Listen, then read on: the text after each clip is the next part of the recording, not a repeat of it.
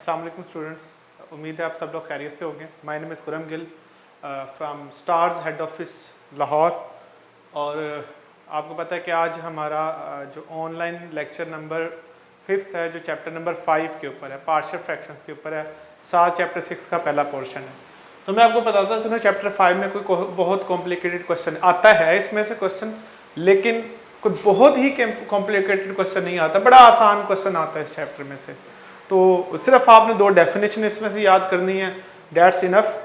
और हम स्टार्ट करते हैं चैप्टर को। बस छोटा है चैप्टर, 10 मिनट में हार्डली हो जाएगा। उसके बाद हम मेजर चैप्टर नंबर 6 है वो स्टार्ट करेंगे।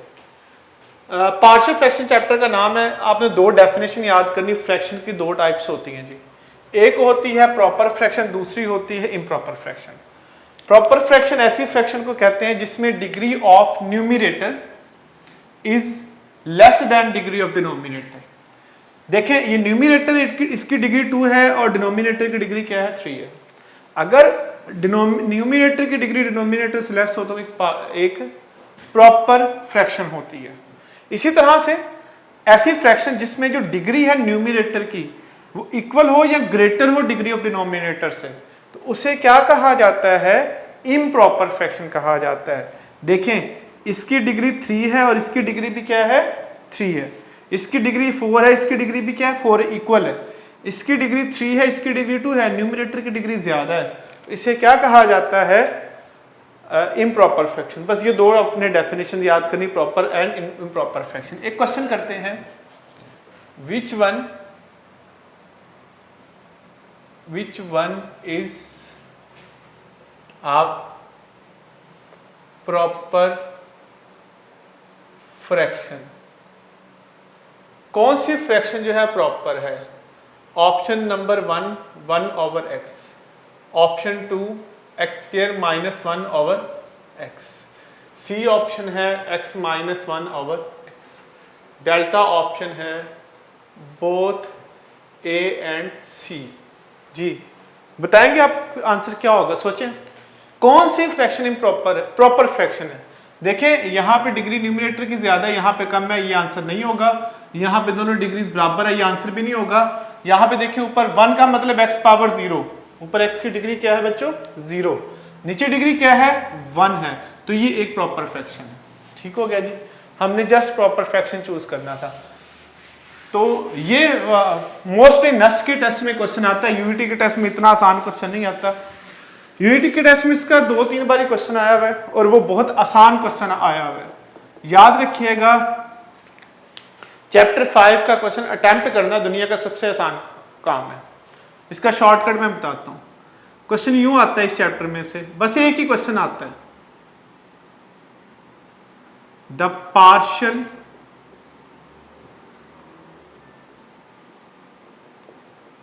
Fractions of 1/x² - 1।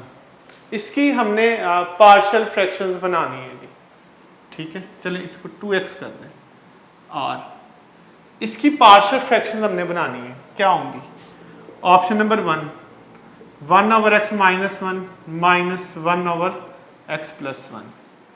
Beta option है 1/x + 1 + 1/x - 1। सी ऑप्शन है 1/x + 1 + 1/x - 1। डेल्टा ऑप्शन है x/x - 1 + 1/x + 1। नहीं, ये क्वेश्चन सिर्फ एक ही क्वेश्चन आता है इस चैप्टर में से कि आपने पार्शियल फ्रैक्शंस बतानी है, कौन सी हैं। ठीक है, कैसे बताएंगे, इसका शॉर्टकट बता रहा हूँ। कोई भी फ्रैक्शन होगी उसकी पार्शियल फ्रैक्शन बनाने का सिर्फ एक ही तरीका है कि शॉर्टकट है, अपनी मर्जी से। एक इससे भी आसान हल है कि इसके एलसीएम ले लें। एक्चुअली जो पार्शियल फ्रैक्शन है वो एलसीएम का रिवर्स होता है। तो एक तो ऑप्शन एक ऑप्शन के एलसीएम ले लें। इससे भी आसान तरीका क्या है, आप अपनी मर्जी से कोई भी एक वैल्यू चूज कर लो, 1 2 0 के अलावा 1 2 3 4 कोई भी, मैं 2 चूज कर लेता हूँ x की वैल्यू। अपनी मर्जी से आपने x की वैल्यू चूज की 2, जो मर्जी चूज कर लो क्योंकि आइडेंटिटी होती है। अच्छा जी, 2 × 2 ओवर, इसे क्वेश्चन में पुट कर दो आप, तो आंसर आ जाएगा 4/3। मैंने शॉर्टकट ये बताया है कि अपनी मर्जी से कोई एक वैल्यू चूज करो, उसे क्वेश्चन में पुट कर दो। आंसर आया है 4/3। जो आपने वैल्यू 2 चूज की थी वही वैल्यू सारी ऑप्शन में पुट करो, जिसका आंसर मैच कर गया वही आपका आंसर होगा। मैं इसे बीटा में पुट कर रहा हूं क्योंकि मुझे पता है कि बीटा ऑप्शन ठीक है। 2 + 1 + 1/2 - 1, तो ये बन जाएगा 1/3 + 1। तो एलसीएम क्या बन रहा है 3, 1 + 3, तो क्या बन जाएगा 4/3। देखिए यही आंसर आ गया जो क्वेश्चन में पुट करने पे आया था। इसका मतलब है आंसर बीटा होगा। इसका मतलब है आंसर क्या होगा beta.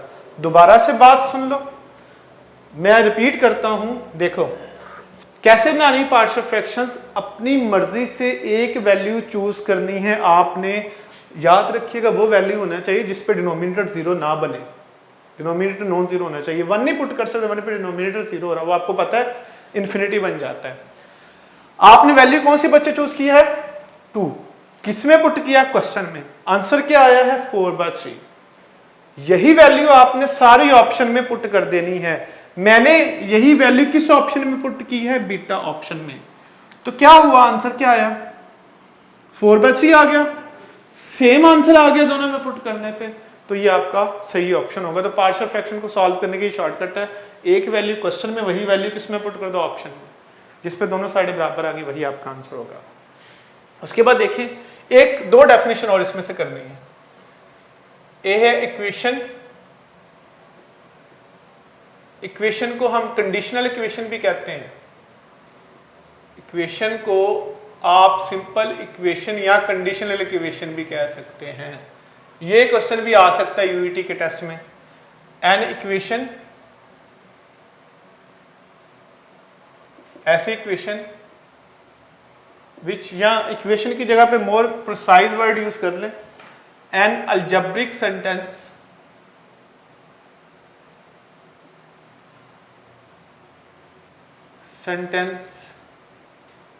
that is true for specified Chand value के लिए, वैल्यूज ऑफ वेरिएबल। ऐसी इक्वेशन, ऐसा अलजेब्रिक सेंटेंस जो सिर्फ चंद वैल्यू के लिए ट्रू हो, जैसे x² - 1 = 0, ये इक्वेशन है। क्योंकि यहां से x की वैल्यूज कितनी आएंगी 2, सिर्फ ये 2 वैल्यूज के ट्रू है, तो ये इक्वेशन है। इसी तरह x² - x + 2, ये भी इक्वेशन है क्योंकि x की सिर्फ 2 वैल्यूज के लिए ट्रू होगा। इसी तरह 2x - 4 = 0, ये भी इक्वेशन है। क्यों इक्वेशन है, क्योंकि ये x की सिर्फ एक वैल्यू के लिए ट्रू है।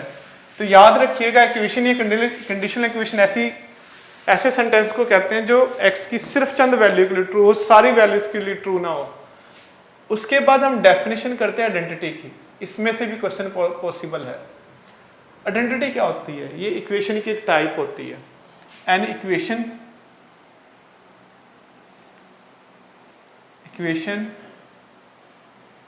which is true for all values of variable। तो याद रखिएगा आइडेंटिटी एक ऐसी इक्वेशन को कहते हैं जो x की हर वैल्यू के लिए ट्रू होती है। जैसे मैं आपको एग्जांपल देता हूँ, x × x - 1, ये x² - x बनेगा। आप इसमें 0 पुट कर दो तो दोनों साइडें बराबर आ जाएंगी। आप इसमें 1 पुट कर दो तो तब भी दोनों साइडें क्या आ जाएगी बराबर। 1 पुट करके देखें, 1 - 1, 1² - 1, तो 0 दोनों साइडें बराबर आ जाएंगे। 2 पुट कर दे दोनों साइडें बराबर आ जाएगी, 3 पुट कर दे दोनों साइडें बराबर आ जाएंगी। तो ये एक चीज आइडेंटिटी होती है। आइडेंटिटी ऐसी इक्वेशन को, जैसे ये देखें, आपने ये फार्मूला इसका एक्सपेंड करो, x² + 2x + 1, इसमें जो मर्जी x की वैल्यू पुट कर दे दोनों साइडें हमेशा बराबर ही रहेंगी, हमेशा आंसर ट्रू आएगा। तो ये चीज क्या होती है आइडेंटिटी। आइडेंटिटी के लिए हम इक्वालिटी का सिंबल भी यूज करते हैं, ये समटाइम्स ये वाला सिंबल भी यूज किया जा सकता है, नो इशू। दोनों सिंबल जो है वो यूज हो सकते हैं। क्वेश्चन देखिएगा, which one is an identity, कौन सी चीज़ आइडेंटिटी है? Option number 1 x equal to x minus 1, beta option है x into x square minus 1 x cube, C option है x cube minus 1 x minus 1 x square plus x plus 1, delta option है all of these. जी क्या होगा answer इस question का? कौन सी चीज़ आइडेंटिटी है? देखिए आइडेंटिटी नहीं है, दोनों साइड हमेशा ट्रू होगी, ये भी आइडेंटिटी नहीं है, ये आइडेंटिटी है। इसमें आप x की जो मर्जी, जितने भी फॉर्मूले हैं वो सारे आइडेंटिटी होते हैं, तो जो मर्जी वैल्यू इसमें पुट करके देख लें, आंसर हमेशा दोनों साइडों को क्या रहेगा? इक्वल रहेगा। ठीक है जी, ये चीज़ आइडेंटिटी होती है। ये है जी चैप्टर नंबर 5। सिर्फ आपने एक क्वेश्चन पे फोकस करना है, वो ये है कि हम पार्शियल फ्रैक्शन कैसे मालूम करते हैं। उसका मैंने आपको शॉर्टकट बता दिया। यूईटी में अभी तक सिर्फ वही सवाल आया हुआ है कि पार्शियल फ्रैक्शन ना है, बाकी मैंने आपको एहतियातन इसमें जो पॉसिबल क्वेश्चन थे इस चैप्टर में से वो बता दिए। अब हम इसके साथ ही चैप्टर नंबर 6 शुरू करेंगे, जो ऑब्वियसली काफ़ी इंपॉर्टेंट है।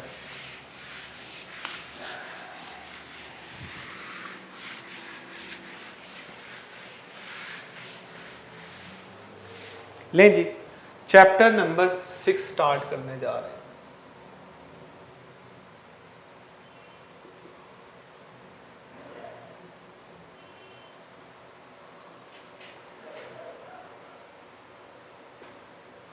Sequence and series. इस चैप्टर में से मैं आपको एक चीज़ बता दूं, ये बहुत कम स्टूडेंट को पूरा चैप्टर आता होता है। इवन आप लोगों में से काफ़ी सारे स्टूडेंट्स ने इस चैप्टर को चॉइस पे छोड़ा होता है, जो कि ओबियसली गलत बात है। आपको पढ़ना चाहिए, लेकिन आपने एंटी टेस्ट के लिए परेशान नहीं होना। इस पूरे चैप्टर में आपको इतने शॉर्टकट बताऊंगा कि पूरा चैप्टर आपके फिंगर टिप्स पे होगा। ये मेरी बात याद रख लें।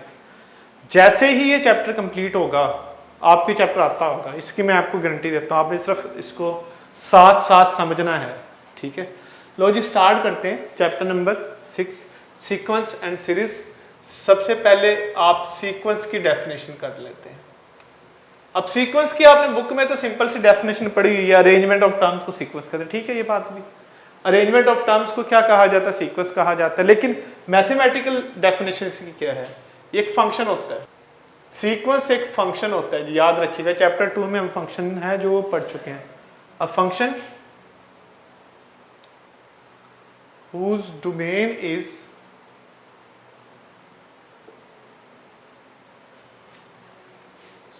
set of natural numbers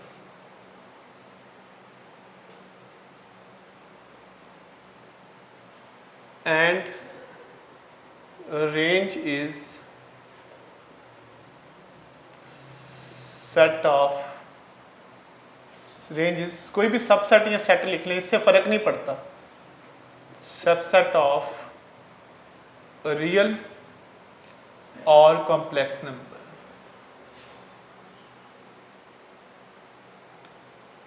लो जी, ये डेफिनेशन है। एक फंक्शन होता है जिसकी डोमेन नेचुरल नंबर होती है और रेंज रियल नंबर होती है, या क्या होती है? कॉम्प्लेक्स नंबर होती है।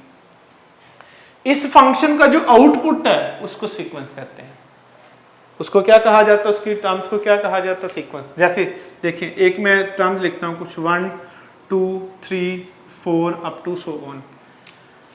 ये क्या है? अरेंजमेंट ऑफ टर्म्स है। वो टर्म्स कहां से आई हैं? वो टर्म्स यहां से आई हैं। किसी भी फंक्शन का आपको पता है जो रेंज के एलिमेंट्स होते हैं उनको अरेंज कर दे तो सीक्वेंस बन जाता है बेसिकली। तो ये क्या होता है? अरेंजमेंट ऑफ टर्म्स होती है। क्या होता है? सीक्वेंस अरेंजमेंट ऑफ टर्म्स है। आपने इसकी डेफिनेशन मैथमेटिकली याद रखनी है। एक फंक्शन होता है जिसकी रेंज रियल होती है, कॉम्प्लेक्स होती है। बात समझने के लिए इतनी बात याद रख लें कि ये अरेंजमेंट ऑफ टर्म्स है। कुछ भी टर्म्स को अरेंज कर दें, किसी भी तरह के टर्म्स को अरेंज कर दें तो वो सीक्वेंस होता है। जैसे 4 6 8 10 12 अप टू सोन, ये भी कुछ टर्म्स हैं, तो इसको क्या कहा जाता है? सीक्वेंस कहा जाता है। हर सीक्वेंस की कोई एंड वाली टर्म होती है, कोई जनरल टर्म होती है। तो याद रखिएगा, किसी भी सीक्वेंस की जो जनरल टर्म है उसको हम an से रिप्रेजेंट करते हैं। किससे रिप्रेजेंट करते हैं? an। an को हम nth टर्म भी कहते हैं। an को क्या कहते हैं हम? nth टर्म भी कहते हैं। an को हम क्या कहते हैं? nth टर्म भी कहते हैं। किसी भी सीक्वेंस को हम इन ब्रैकेट्स में लिखते हैं। अगर किसी भी सीक्वेंस की nth टर्म है, फॉर एग्जांपल सीक्वेंस है 1/n², सीक्वेंस क्या है? 1/n², उसकी nth टर्म है। अगर उसको इस ब्रैकेट में लिखा होगा तो इसका मतलब ये खुद nth टर्म है। ये खुद क्या है? nth टर्म है। ये खुद क्या है? nth term. ये जो 1/n² लिखा, ये nth टर्म है। जब इस टर्म को हम ब्रैकेट्स में लिख देते हैं तो इसका मतलब पूरा सीक्वेंस होता है। इसका मतलब क्या होता है? पूरा सीक्वेंस। पूरा सीक्वेंस का मतलब क्या है? सीक्वेंस की डोमेन क्या है? Natural number. नेचुरल नंबर कहां से स्टार्ट होते हैं? 1 से। तो अगर 1/n² लिखा हुआ है, इसका मतलब है सबसे पहले आप n की जगह पर क्या पुट करोगे? 1, फिर आप n की जगह पर क्या पुट करोगे? 2, फिर आप n की जगह पर क्या पुट करोगे? 3, फिर आप n की जगह पर क्या पुट करोगे? 4 अप टू सो ऑन। तो ये क्या होता है? ये सीक्वेंस होता है। ये क्या होता है? सीक्वेंस। याद रखिएगा, इन ब्रैकेट्स में कोई भी चीज लिखी हुई है तो इसका मतलब क्या होगा? सीक्वेंस होगा। और ये उसकी nth टर्म होगी जो ब्रैकेट्स के अंदर होगी।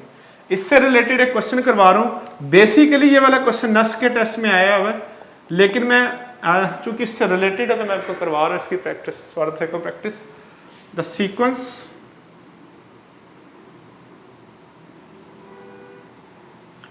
represented by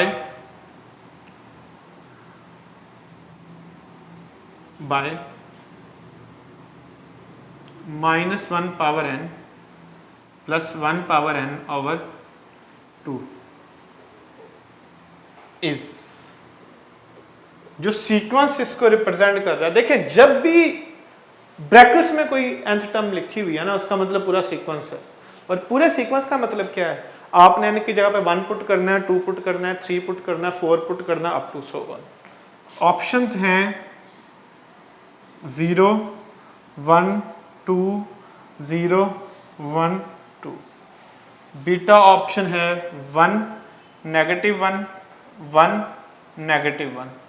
सी ऑप्शन है 1 0 1 0 up to so on. Delta option है 0 1 0 1 0 अप टू सो। जी, आंसर आप बताएं इस क्वेश्चन का, क्या सोचें आंसर?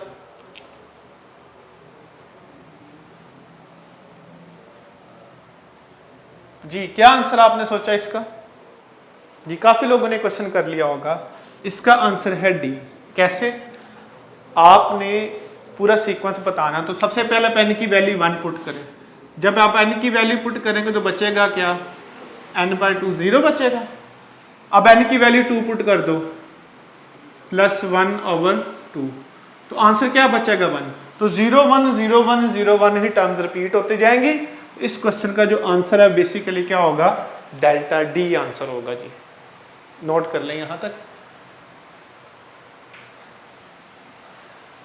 नेक्स्ट टॉपिक पे चलते हैं जी। अब हमने सीक्वेंस को पढ़ लिया जी। क्या होता है सीक्वेंस? अरेंजमेंट ऑफ टर्म्स को सीक्वेंस कहते हैं। सीक्वेंस के लिए सीक्वेंस को प्रोग्रेशन भी कहा जाता है।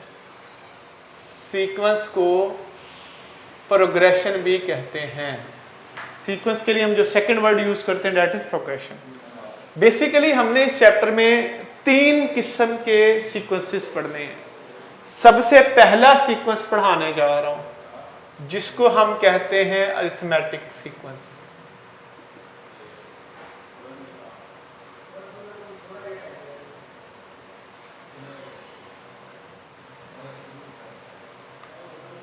इसको हम AP कहते हैं। सबसे पहला सीक्वेंस जो हम पढ़ने जा रहे हैं उसे हम कहते हैं अरिथमेटिक प्रोग्रेशन, जिसको हम AP भी कहते हैं। बहुत सारे लोगों को इसकी डेफिनेशन आती होगी। ऐसा सीक्वेंस जिसमें हर 2 टर्म्स का जो कॉमन डिफरेंस है वो सेम हो, उसे क्या कहा जाता है? अरिथमेटिक सीक्वेंस कहा जाता है। देखिए, एक मैं सीक्वेंस लिख रहा हूँ 1 5 9 13 17 अप टू सो। एक सीक्वेंस लिखा है। मुझे बताएं इन दोनों टर्म्स का डिफरेंस कितना है? 4। इन दोनों टर्म्स का डिफरेंस कितना है? 4 है। इन दोनों टर्म्स का डिफरेंस कितना है? 4 है। इन दोनों टर्म्स का डिफरेंस कितना है? 4 है। हर 2 कंसेक्टिव टर्म्स का जो डिफरेंस है वो क्या बनता है? एक जितना बन रहा है, इस डिफरेंस को कहा जाता है कॉमन डिफरेंस, क्योंकि सब में है ना, कॉमन है सबका। इस डिफरेंस को क्या कहा जाता है? Common difference. इसे हम डी से रिप्रेजेंट करेंगे। ये वाली टर्म जो है उसे सीक्वेंस की फर्स्ट टर्म A1 कहते हैं, इस टर्म को सेकंड टर्म कहते हैं, ये जो थर्ड टर्म है ये A3 है। तो अगर आपने डिफरेंस निकालना है तो उसका फार्मूला क्या होगा? आप सेकंड में से फर्स्ट टर्म माइनस कर दें, सेकंड टर्म में से फर्स्ट टर्म माइनस कर दें, डिफरेंस आ जाता है। या आप थर्ड टर्म में से सेकंड टर्म माइनस कर दे, आपकी मर्जी है। किसी भी अगली टर्म में से पिछली टर्म माइनस कर दे, डिफरेंस आ जाता है। तो ये कॉमन डिफरेंस समझ आ गई क्या होता है? दो टर्म्स के दरमियान जो डिफरेंस है उसको क्या कहा जाता है? कॉमन डिफरेंस कहा जाता है। ठीक हो गया। कॉमन डिफरेंस को डी से रिप्रेजेंट करते हैं। कैलकुलेट कैसे करते हैं? अगली टर्म को पिछली में से क्या करते हैं? माइनस करते हैं। अरिथमेटिक सीक्वेंस को सॉल्व करने के लिए जो फार्मूला यूज किया जाता है वो फार्मूला याद कर लें, A1। जस्ट हमने इस फार्मूले को देख लिया। अरिथमेटिक सीक्वेंस को सॉल्व करने के लिए हम ये फार्मूला यूज करते हैं। काफी लोगों को ये फार्मूला यूज नहीं करना आता, कोई मसला नहीं है, फार्मूले की शक्ल याद कर लें क्वेश्चन करने के लिए। मैं इसका शॉर्टकट बताऊंगा, आपसे क्वेश्चन वैसे सॉल्व हो जाएगा। फार्मूला नहीं आता इवन तब भी क्वेश्चन सॉल्व हो जाएगा। इस फार्मूले में चार चीजें आ रही हैं। an को कहते हैं nth टर्म, और ये A1 जो है वो क्या है? First term. n क्या है? नंबर ऑफ टर्म्स है। इसमें n क्या है?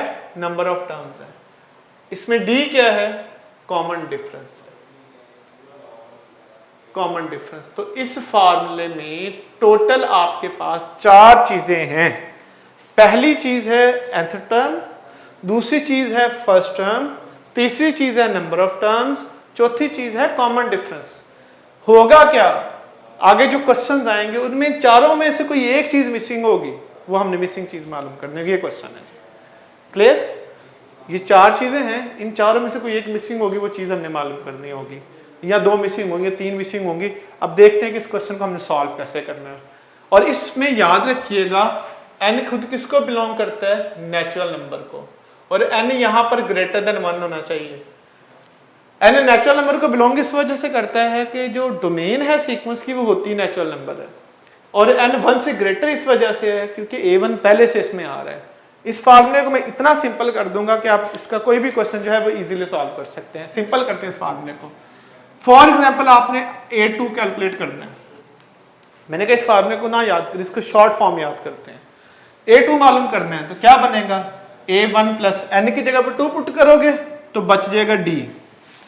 अगर आपने A3 कैलकुलेट करना है तो क्या बनेगा? A1 plus 2D। सिर्फ आपने एक D कम कर देना है, जो मर्जी क्वेश्चन आ जाएगा आप सॉल्व कर सकते हैं। अगर आपने A4 मालूम करना है क्या बनेगा? A1 plus 3D। एक D कम रखना है जितनी टर्म है। इसी तरह अगर आपसे मैं कहूँ आपने A5 कैलकुलेट करना है तो क्या फार्मूला बनेगा? A1 plus 4D। अगर आपको मैं कहूँ आपने A9 कैलकुलेट करना है तो फार्मूला क्या बनेगा? A1 plus 8D। अगर मैं कहूँ आपने A11 कैलकुलेट करना है, फार्मूला क्या बनेगा? A1 plus 10D। तो ये आपके पास शॉर्टकट आ गया कि कोई भी टर्म मालूम करनी है अगर आपने इस फार्मूले से रिलेटेड। 11 मालूम करनी है तो 10D, 9 मालूम करनी है तो 8D, 5 मालूम करनी है तो 4D। A1 और D का भी शॉर्टकट मैं बता देता हूँ कैसे मालूम करनी है। आप पहले ये चीज जो है वो उसको क्लियर कर लें। जो टर्म मालूम करनी D कम रखना है। अगर मैं कहूँ कि आपने A50 मालूम करना है तो क्या फार्मूला बनेगा? A1 plus 49D। ठीक हो गया जी। ये बात आप इसको क्लियर कर लें कि हम इस फार्मूले की जगह पे इसकी शॉर्ट फॉर्म यूज करेंगे जो आसान पड़ेगी। क्वेश्चन स्टार्ट करते हैं। इस टॉपिक से रिलेटेड बहुत ही कॉमन क्वेश्चन है जो यूईटी के टेस्ट में आता है, हम उससे स्टार्ट करते हैं। क्वेश्चन ये जी, इन एन एपी, मैंने आपको कहा कि मैंने आपको एन टर्म का भी शॉर्टकट बताना है, वो मैंने बता दिया। एन टर्म का मतलब कोई भी टर्म होता है। nth टर्म का मतलब nth टर्म नहीं होता। nth टर्म का मतलब होता है 4th term, 5th term, 6th term, 7th term, 8th term, 9th term. जो टर्म मालूम करनी है उसकी बात हो रही है, उसका शॉर्टकट बता दिया। अब मैं आपको बताऊंगा डी निकालने का शॉर्टकट। डी कैसे निकालते हैं? क्वेश्चन देखिए यूईटी टेस्ट में आया हुआ है। इन एन एपी, एक एपी है, A5 उसमें 13 है, दो टर्म्स दी हुई हैं, दो टर्म में से आपने कोई तीसरी टर्म निकालनी है, देन A13 कैलकुलेट कर लें। ऑप्शन है 35, ऑप्शन है 37, ऑप्शन है 39, ऑप्शन है नन ऑफ दीज। ले जी, सबसे पहले मैंने आपको बताया कि हम ये वाला फार्मूला यूज नहीं करेंगे, इसको शॉर्ट करके यूज करेंगे। शॉर्ट करके यूज करेंगे, कैसे यूज करेंगे बताओ। मालूम एक एपी की दो टर्म दी1 है, सबसे पहले वो लिखना है। इस पूरे चैप्टर की टेक्निक ये है, सबसे पहले वो लिखना है जो मालूम करना है। बेटे बताएं आपने क्या मालूम करना है? A13। क्या मालूम करना है आपने? A13 का फार्मूला क्या होगा? A1 + 12D। A13 का जो फॉर्मूला होगा वो क्या होगा? A1 + 12D। दोबारा सुनो, A13 का फार्मूला क्या होगा? A1, यही समझाया ना, एक D कम करना है। अब देखें, हमने दो चीजें कैलकुलेट करनी है, एक A1 दूसरा D। सबसे पहले मैं आपको D निकालने का शॉर्टकट बताऊंगा, कैसे निकालना है D। इधर देखो, अगली टर्म कौन सी है? 49, इसको पिछली टर्म में से माइनस कर दो आप। D निकालने का केयरफुल होकर शॉर्टकट समझना है, अगली टर्म में से पिछली टर्म को माइनस करना है। उसके बाद अगली टर्म के नंबर को पिछली टर्म के नंबर से माइनस करना है। 17 - 5, ठीक है, जो D आ जाएगा। दोबारा सुनो, अगली टर्म को माइनस करना है पिछली टर्म से, ठीक है। डिवाइड किससे करना है? अगली टर्म के नंबर को पिछली टर्म के नंबर से माइनस करना है। तो D3 आ गया, काम हो गया हमारा। D आ गया तो A1 ऑटोमेटिकली आ जाएगा। समझ आ गया आपको D निकालने का शॉर्टकट? मैं इसकी ड्रिल करवाता हूं। अगर मैं कहूं कि A11 जो है वो 30 है और A15 जो है वो आपके पास 60 है, आपने D निकालना है। बताएं D निकालने का क्या शॉर्टकट बताया मैंने? अगली टर्म को पिछली में से माइनस कर दो, A1 - 30। डिवाइड किससे करना है आपने? अगली टर्म के नंबर को पिछली टर्म के नंबर से माइनस करना है।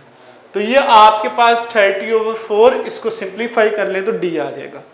समझ आ गया आपको D निकालने का क्या शॉर्टकट है? एक और प्रैक्टिस के लिए मैं आपको बताता हूं। अगर मैं कहूं A15 जो है वो 45 है, A20 जो है वो 85 है, आपने बताना है D की वैल्यू।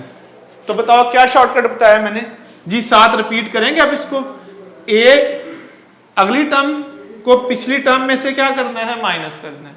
डिवाइड किससे करना है? अगली टर्म के नंबर को पिछली टर्म के नंबर से माइनस करना है। तो बताइए क्या आंसर आ जाएगा? 45/5। तो 8 आंसर आ जाएगा डिफरेंस। क्यों जी? डिफरेंस निकालना आ गया। दोबारा बता रहा हूं मैं, एक दफा फिर बता रहा हूं, अगली टर्म को पिछली टर्म में से माइनस करना है, अगली टर्म के नंबर को पिछली टर्म के नंबर से माइनस कर, दोनों को डिवाइड कर देना। अब सवाल ये है कि D तो आ गया ना, A1 कैसे आएगा? बड़ा सा, इन दोनों में से A1 आ जाएगा, जहां से मर्जी निकालना। देखें ये भी तो गिवन है ना, A5 किसके इक्वल है? 13 के, ऐसे ही है। अब बताओ A5 का फार्मूला क्या होगा? A1 + 4D। क्या फार्मूला होगा? A1 + 4D। अच्छा, इक्वल टू 13 है। अब बताओ A1 वैसा का वैसे रहने दो, 4 × D अभी निकाला आपने 3, तो यहां से आप A1 में निकाल लेंगे। समझ आ गई? D कैसे निकालना है शॉर्टकट बता दिया। A1 कैसे निकालना है? दोनों में से किसी एक में पुट कर दो तो A1 आ जाएगा। तो ये A1 मालूम करने का तरीका है। तो A1 1 आ गया। ले जी, आपने D3 निकाला था, A1 की वैल्यू 1 आ गई है, इसमें पुट कर दो। A13 = A1 की वैल्यू 1 है, 12 × इसकी वैल्यू क्या है? 3 है। A13 किसके इक्वल आ जाएगा? 37 के। तो ये इस क्वेश्चन का आंसर है। आई होप कि आपको क्लियर हो गई ये वाली बात, ठीक है जी। A13 की वैल्यू क्या आ गई? 37। तो इस क्वेश्चन का आंसर क्या होगा? 37। D निकालने का आपको शॉर्टकट समझ आ गया होगा जी, ठीक है। यहां तक आप इसको नोट कर सकते हैं।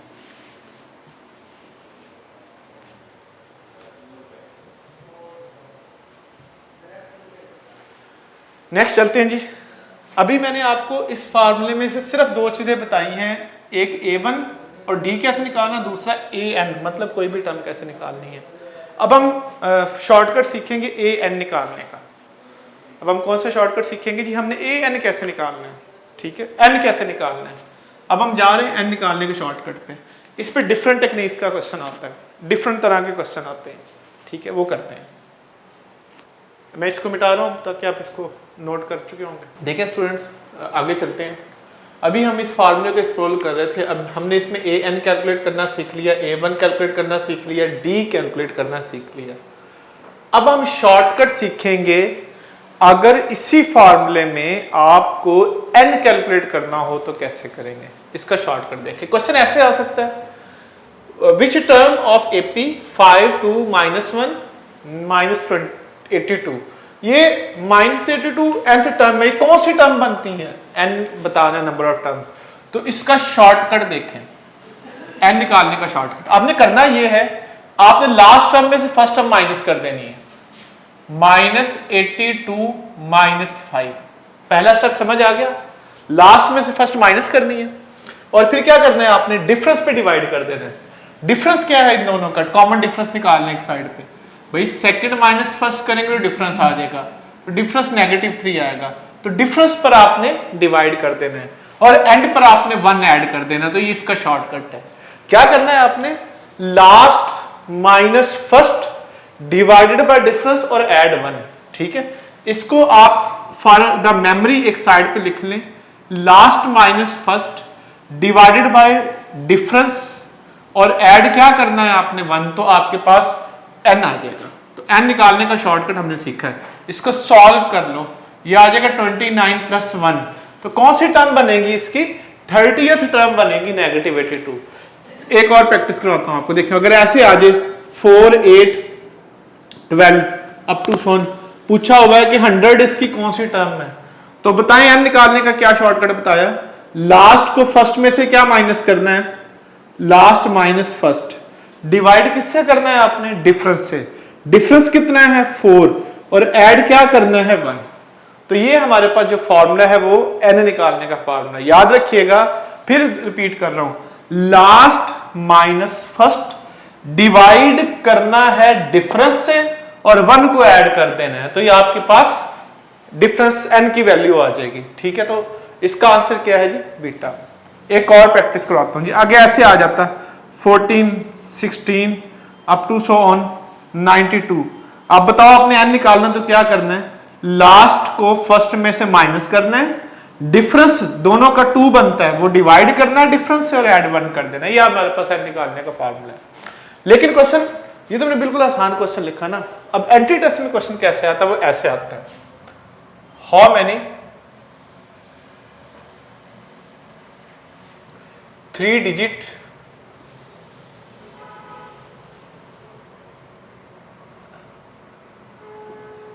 multiple of 4, how many 3 digit numbers, how many 3 digit integers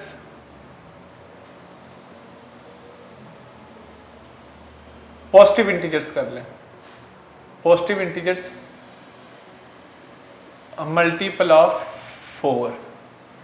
कितने 3 डिजिट नंबर होते हैं जो 4 के मल्टीपल है?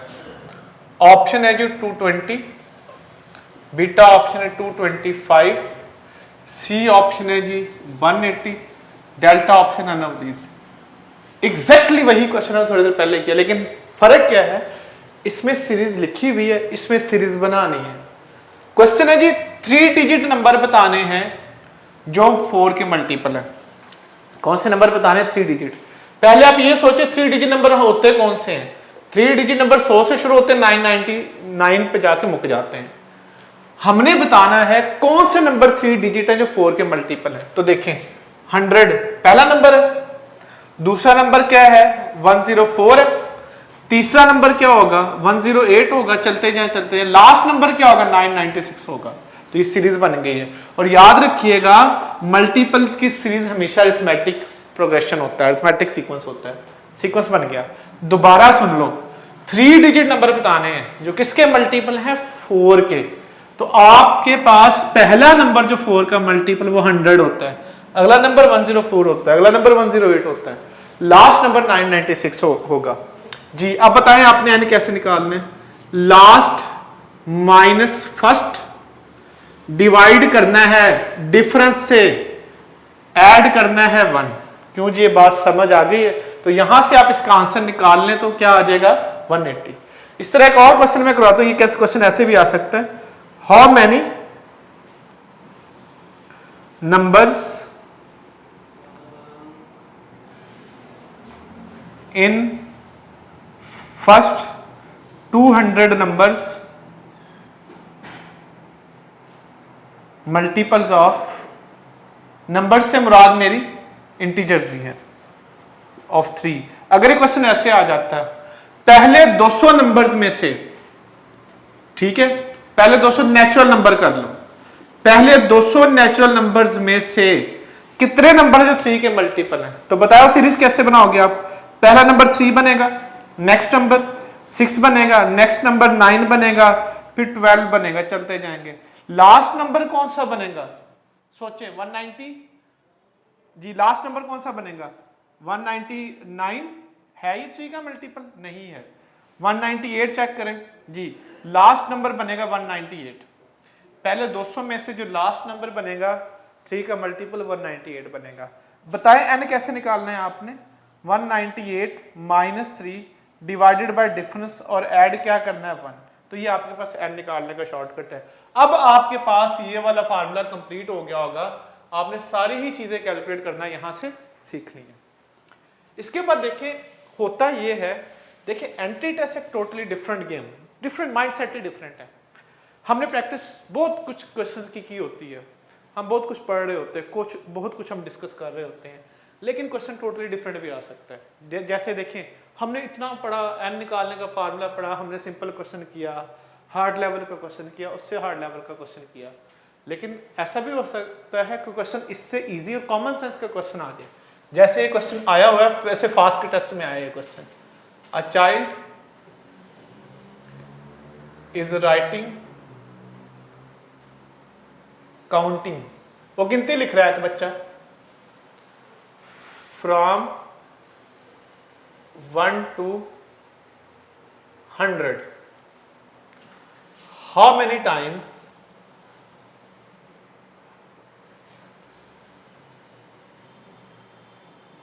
does he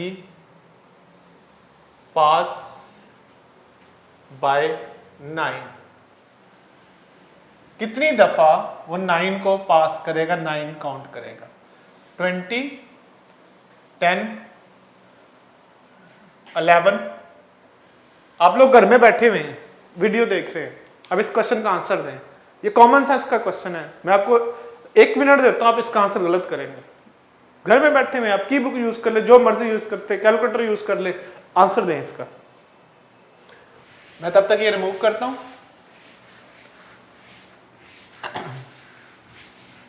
हाँ जी, क्या सोचा होगा अभी तक? हाँ, मुझे पता आप लोगों की सोच का, मैं आप लोगों को देख रहा हूं, आपको पढ़ रहा हूं। आपने इसका आंसर 10 किया होगा, जो कि इसका आंसर गलत है। इसका आंसर 10 नहीं है।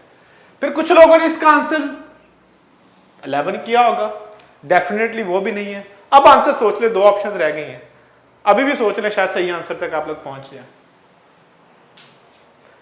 क्या है? क्या ये अरिथमेटिक सीक्वेंस का क्वेश्चन? नोट एट ऑल, ये कॉमन सेंस का क्वेश्चन है। ऐसा होता है कि कॉमन सेंस का क्वेश्चन आ जाता है।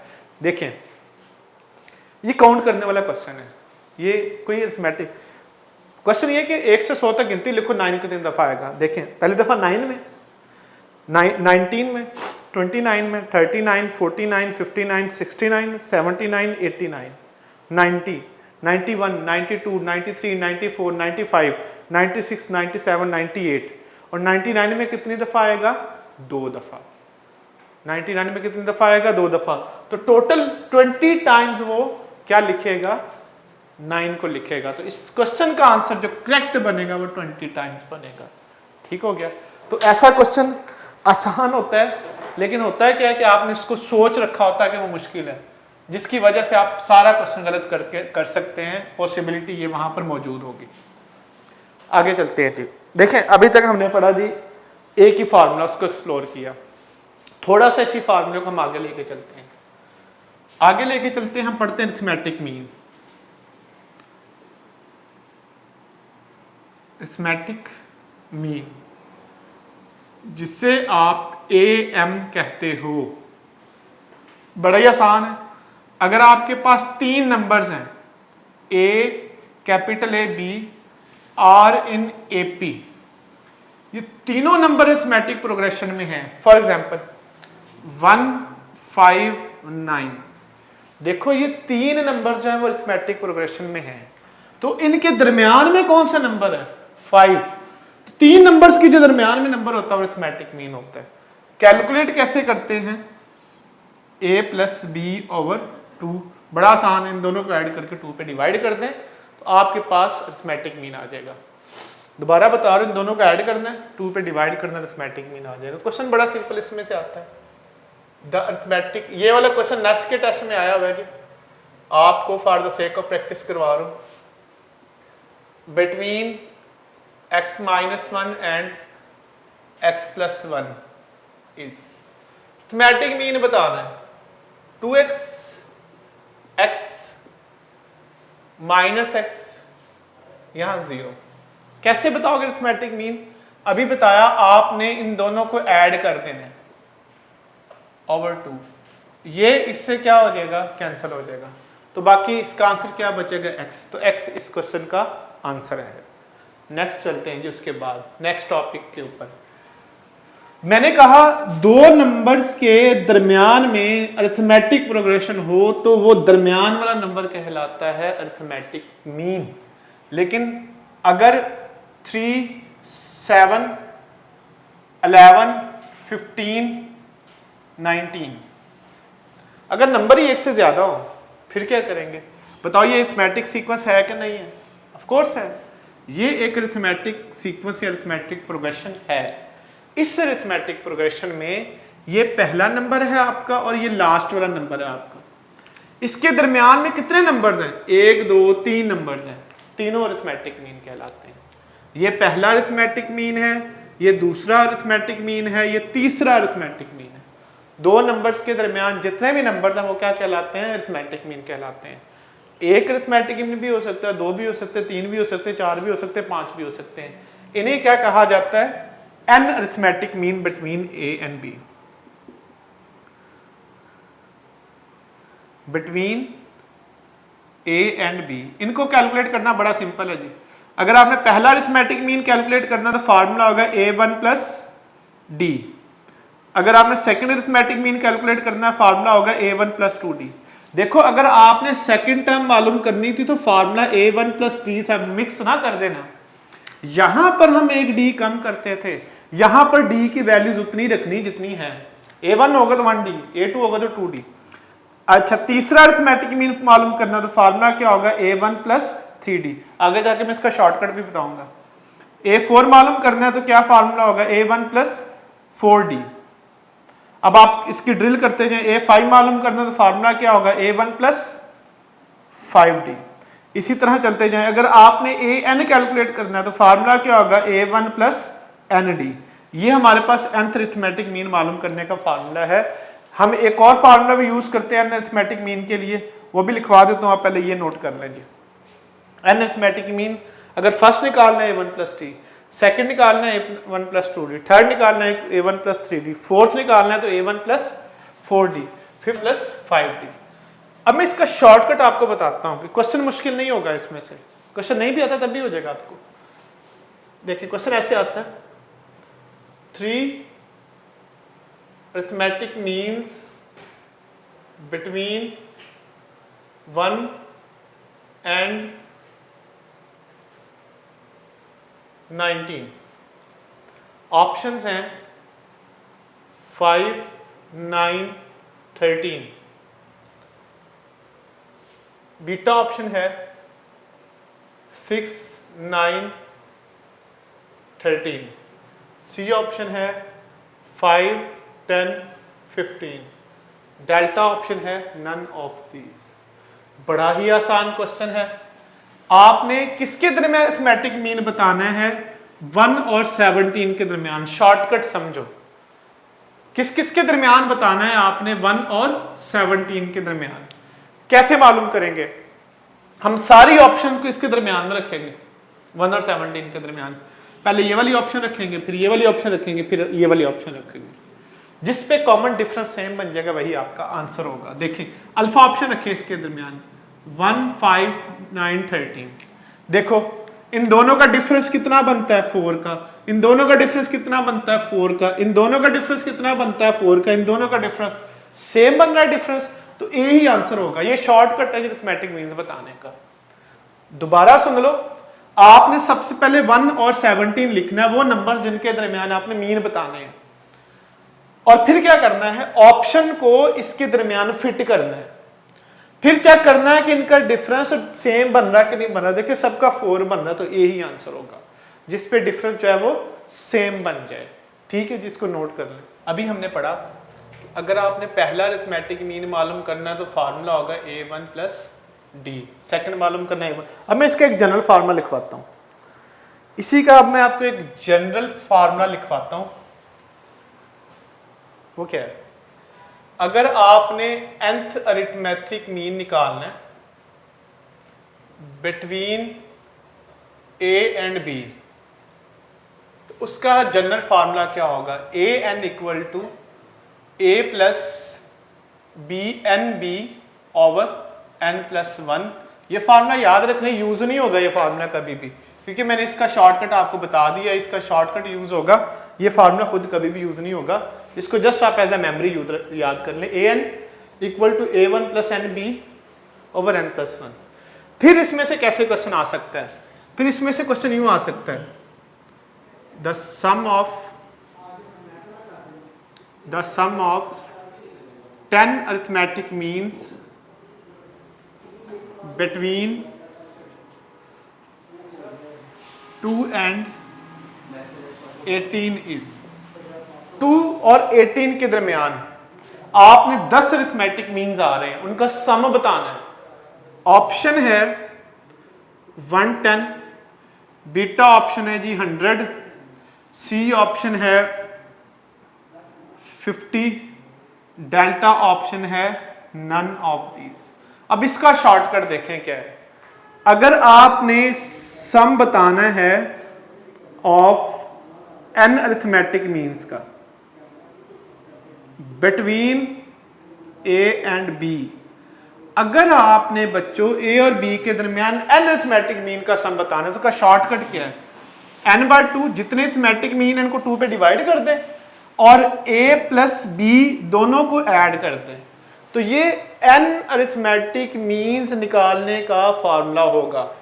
जैसे इस पे हम अप्लाई करते हैं, कितने अरिथमेटिक मीन है जी, 10 अरिथमेटिक मीन है, तो 10/2 करोगे आप, किस किस के दरमियान है, 2 और 18 के, आप 2 लिखेंगे और 18 लिखेंगे, तो क्या होगा 5 × 20, तो ये आपके पास क्या आंसर आ जाएगा 100।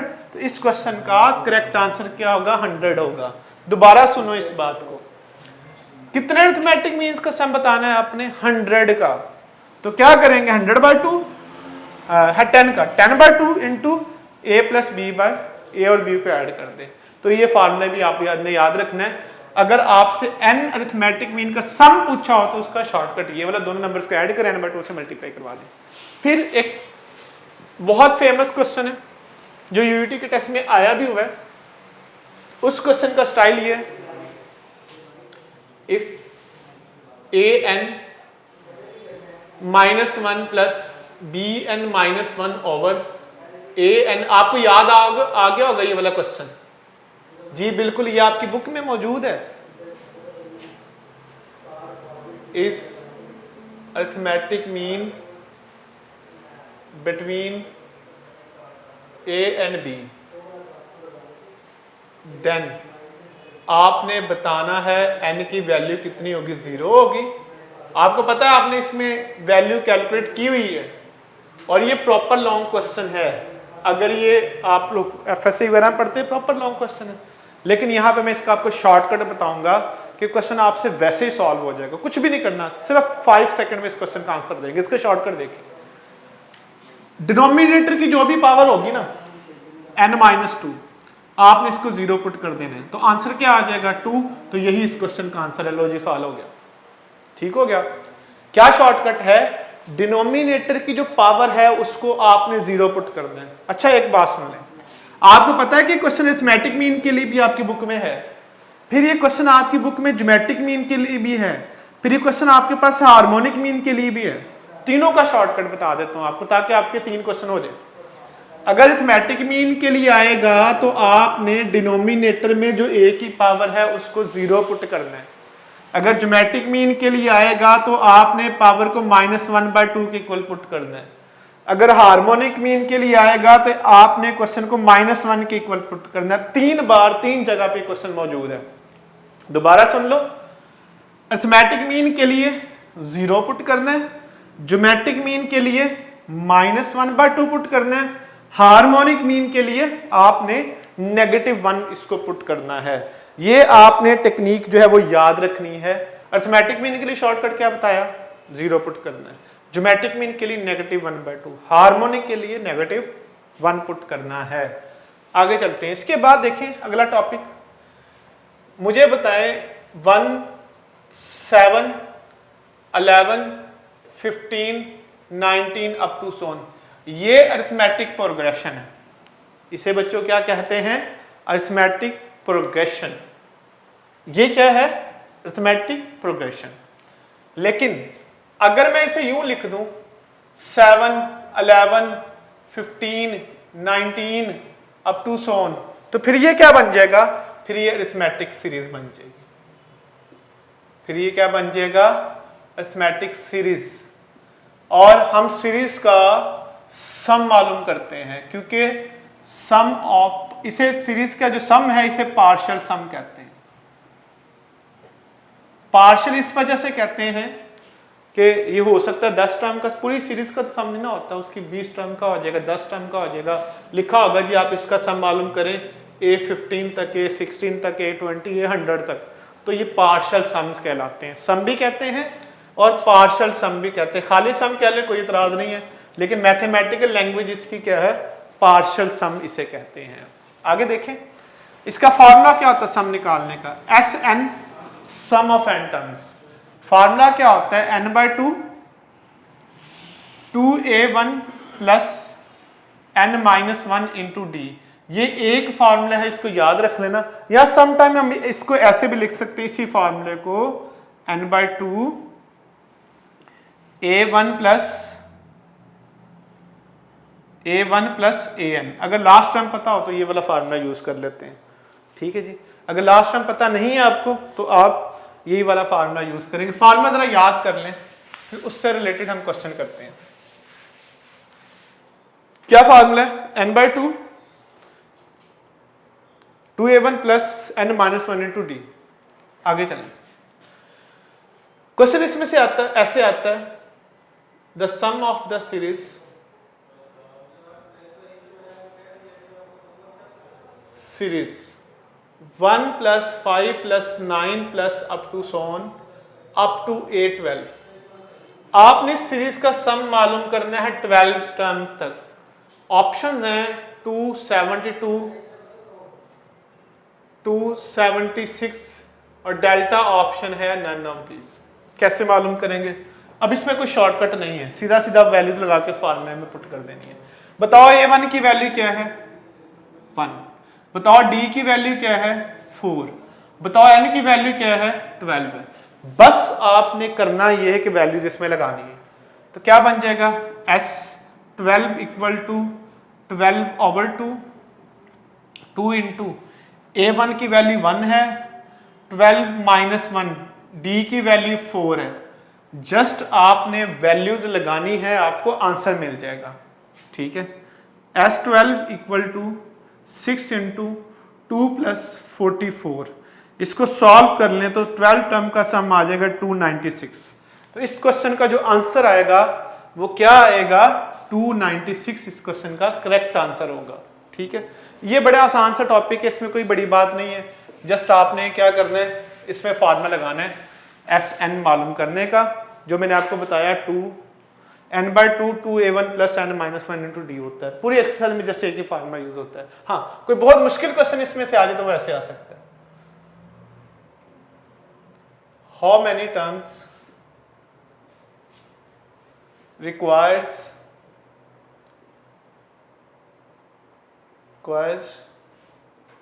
in the series -9, -6, -3 up to so on to get sum 66। 66 सम बनाने के लिए n की कितनी वैल्यू, कितनी टर्म्स होनी चाहिए कि 66 सम बन जाए आपके पास। कोई बहुत मुश्किल क्वेश्चन आएगा तो ये आ जाएगा ऐसे। अब इसमें देखें, सम तो पहले से दिया हुआ है Sn, सम तो दिया हुआ है। आपने क्या बताना है, हाउ मैनी टर्म्स, आपने n बताना है, कितना n होगा। तो आप देखिए कि क्या फार्मूला होता है, Sn equal to n/2 2a1 plus n minus 1 into D. ठीक हो गया, वैल्यूज लगा दें। इसकी वैल्यू 66 है, n की वैल्यू क्या है जी, मालूम करनी है आपने। 2 इंटू a1 की वैल्यू क्या है जी, -9 है। n की वैल्यू मालूम करनी है और d की वैल्यू कितनी होगी आपके पास जी, d कैलकुलेट कर लें। कैसे कैलकुलेट करते हैं d, अगली टर्म में से पिछली टर्म को माइनस करते हैं, सेकंड में से फर्स्ट को माइनस करना है। तो d की वैल्यू 3 आ जाएगी। तो d की वैल्यू कितनी होगी 3। इसको सॉल्व आपने कर लेना है। कैसे सॉल्व करेंगे, 66 इंटू, ये क्वाड्रेटिक इक्वेशन बनेगी, -18 प्लस 3n माइनस 3। इसको आपने सॉल्व कर लेना, इसको इधर ले जाए 132 हो जाएगा, n इंटू 3n माइनस 21। इसको क्वाड्रेटिक इक्वेशन ना लें या इसको बैक सॉल्व कर लें, ऑप्शन पुट करके देख लें, इसमें सारी ऑप्शन पुट करके देखें जिस पे ये आंसर बनेगा वही आंसर है। तो इसको सॉल्व कर लें, इसका आंसर इस ऑप्शन में नहीं है, नन ऑफ दीज बनेगा। आपने इसको बैक सॉल्व कर लेना है या इसको क्वाड्रेटिक इक्वेशन बनाकर सॉल्व कर लेना है। क्वाड्रेटिक इक्वेशन बनाकर सॉल्व भी कर सकते हैं, आपकी मर्जी है। क्या बनेगा वैसे, 3n square minus 21n minus 132। तो इसकी फैक्टराइजेशन कर लो या इसे बैक सॉल्व कर लो, जो चीज ठीक लगती है वो आप कर लें। इससे भी अगर कोई मुश्किल क्वेश्चन आएगा तो वो कैसे आएगा। देखिए, मैंने सम निकालने का फार्मूला ये बताया, इसके लिए दो चीजें चाहिए, एक a1 और एक दूसरा d, ये मस्ट है, फिर फार्मूला यूज होता है। लेकिन क्वेश्चन ऐसे आ जाएगा, इफ a4 इक्वल टू 7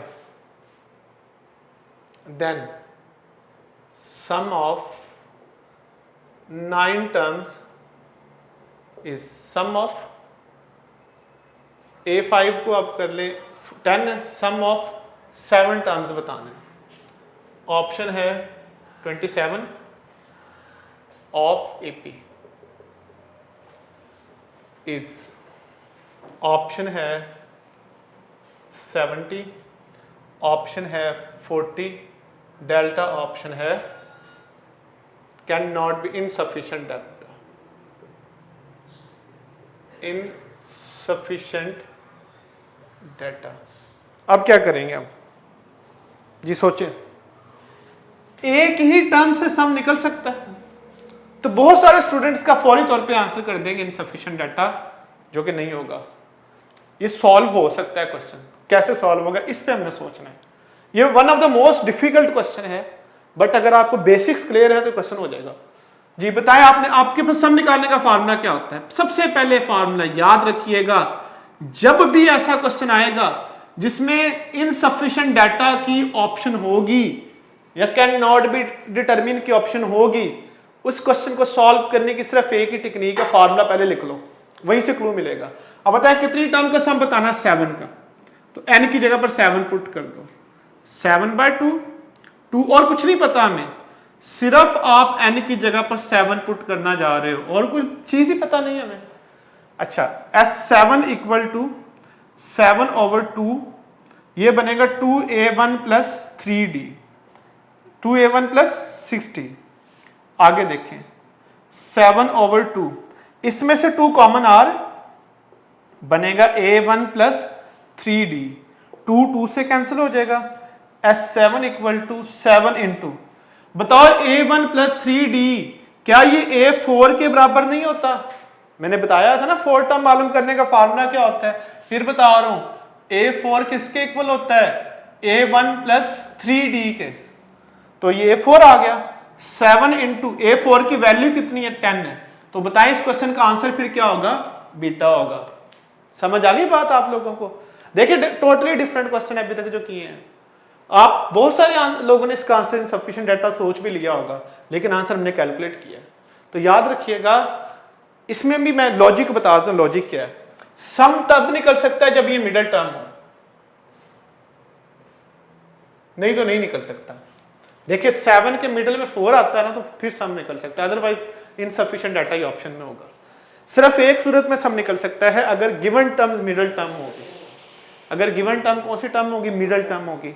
अगर गिवन टर्म मिडिल टर्म नहीं होगी तो सम नहीं निकल सकता। तो इस क्वेश्चन का आंसर क्या बनेगा? 70 बनेगा। Got it? तो ये है जी हमारे पास जो अरिथमेटिक सीक्वेंस वाला पोर्शन है। हम अब कल वाले यहाँ तक आपने इसको प्रिपेयर कर लेना। आई ट्राइड माई बेस्ट कि आपको ये चैप्टर, क्योंकि थोड़ा मुश्किल है ये चैप्टर, लेकिन मैंने बड़े आसान तरीके से आपको पढ़ा दिया है। अब शॉर्टकट भी सारे बता दिए। अब आपको मुश्किल नहीं लग रहा होगा। You can feel it, you can sense it कि अब क्वेश्चन आपका, ये चैप्टर आपके लिए मुश्किल नहीं है। ठीक है, इसको आपने तैयार कर लेना है। नेक्स्ट लेक्चर में हम जो कल पढ़ेंगे वो चैप्टर 6 का सेकंड हाफ पढ़ेंगे, जिसमें हम ज्योमेट्रिक प्रोग्रेशन पढ़ेंगे, हार्मोनिक प्रोग्रेशन पढ़ेंगे। ले जी, इंशाल्लाह ताला कल आप लोगों से मुलाकात होगी। Good luck. कल इंशाल्लाह ताला मुलाकात होती है आप लोगों से। अल्लाह हाफिज़।